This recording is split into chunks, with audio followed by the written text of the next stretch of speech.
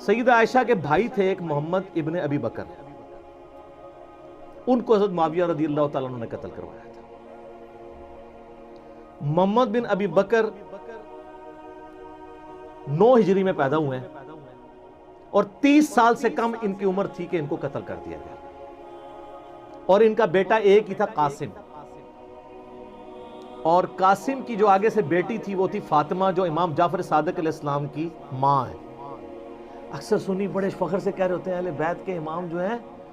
وہ تو حضرت ابوبکر صدیق کی اولاد میں سے ہیں۔ سر، حضرت ابوبکر صدیق رضی اللہ تعالیٰ عنہ کی وہ اس اولاد سے ہیں جو بنو امیہ کے بہت مخالف تھی، وہ آپ والی وہ اولاد نہیں ہے۔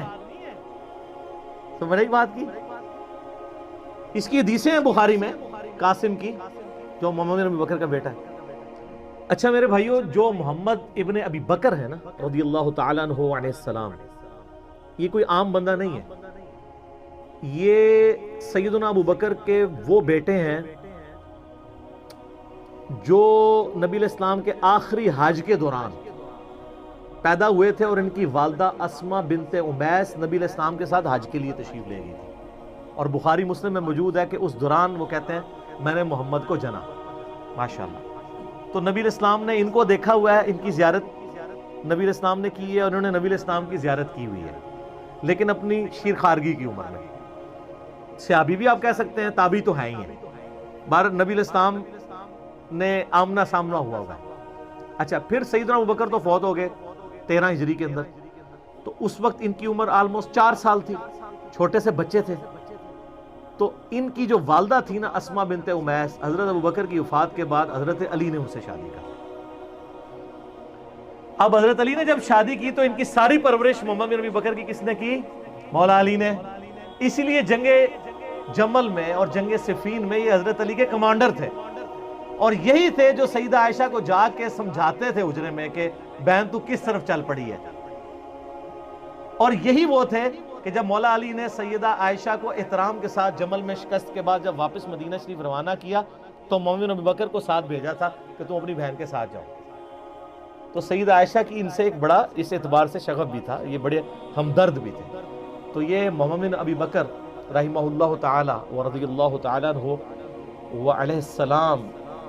کی کلیریفیکیشن اس حوالے سے ضروری تھی، اور دیکھ لیں صرف 30 سال کی عمر میں وہ شہید ہوئے ہیں، لیکن آتی دنیا کے لیے اپنا اثر چھوڑ گئے۔ اللہ تعالیٰ ان سے راضی ہو، قیامت والے دن اللہ تعالیٰ ہمیں ایسے اپنے نیک بندوں کا ساتھ نصیب فرمائے، آمین ثم آمین۔ تو ان کو حضرت علی نے اپنے دور میں مصر کا گورنر لگایا تھا، اپنے دور خلافت میں۔ قیس بن سعد سے حکومت نہیں سنبھالی جا رہی تھی، پیچھے سے مالک اشتر کو بھیجا، اس کو زہر دے کے مروا دیا گیا دشمنوں کی طرف سے۔ تو محمد بن ابی بکر مصر کے گورنر تھے، تو ظاہر کوفے سے دور تھا، شام کی باؤنڈریز لگتی تھی، وہاں سے حضرت معاویہ کی چھاپہ دار جو ٹیمیں ہیں وہ حملے کرتی تھی، تو محمد بن بکر کو قتل کروا دیا، حتیٰ کہ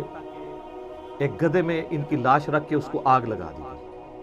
استغفر اللہ۔ اور یہ اس کے اوپر اجماع ہے، کوئی دنیا میں اس کا انکار نہیں کرے گا، ہماری اہل سنت کی تمام کتابوں میں موجود ہے، جتنی بھی صحابہ کرام کی بایوگرافی پہ لکھی گئی ہیں، آپ چاہے وہ آپ تاریخ طبری پڑھ کے دیکھ لیں، ابن جریر المتوفی 310 ہجری، تاریخ ابن کثیر کی المتوفی 774 ہجری، آپ الاستیاب امام ابن عبد البر کی پڑھ کے دیکھ لیں، المتوفی 468 ہجری، آپ کو ساری کتابوں میں ابن اسیر کی جو ہے اسود الغابہ المتوفی 630 ہجری، جس کی شرح ابن حجر اسقلانی المتوفی 852 ہجری،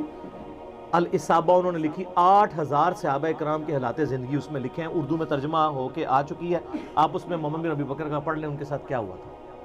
حتیٰ کہ صحیح مسلم شریف میں بھی اس کا ذکر موجود ہے، انٹرنیشنل نمبر کے مطابق 4722 اشارتاً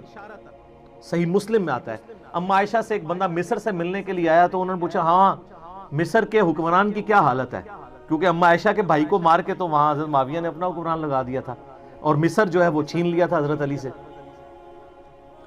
تو ظاہر ہے جو دنیا دار بادشاہ ہوتے ہیں وہ اپنے چمچوں کو نوازتے ہیں، تو ان کا ہمارا جو گورنر ہے وہ تو بہت اچھا ہے، ہمارا خرچہ پانی ختم ہو جائے خرچہ دے دیتا ہے، ہمارا اگر گھوڑا مر جائے نیا گھوڑا خرید کے دے دیتا ہے، اور اگر کوئی غلام مر جائے تو نیا غلام دے دیتا ہے۔ تو سیدہ عائشہ نے کہا کہ جو کچھ تم لوگوں نے میرے بھائی محمد ابن ابی بکر کے ساتھ کیا، تمہارے اس مصر کے گورنر نے اور اس پارٹی نے، یہ بات مجھے اس چیز سے نہیں روکے گی کہ میں تمہیں رسول اللہ کی ایک حدیث سناؤں جو اسی حجرے میں جہاں تم مجھ سے ملنے آئے ہو، اما عائشہ وہ پردے میں ملا کرتی تھی،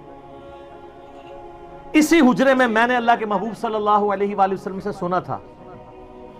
کہ آپ علیہ السلام یہ دعا کیا کرتے تھے، اے اللہ جو حکمران اپنی رعایا کے ساتھ سختی کرے تو بھی اس کے ساتھ سختی فرمانا،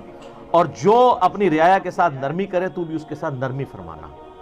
اور جو کچھ تم لوگوں نے میرے بھائی کے ساتھ کیا، یعنی وہ یہ کہنا چاہ رہی تھی کہ اللہ تعالیٰ ہی اس کا پھر بدلہ ہمیں لے کے دے گا جو کچھ تم لوگوں نے میرے بھائی کے ساتھ محمد ابن ابی بکر کے ساتھ کیا رضی اللہ تعالی عنہما وعلیہم السلام۔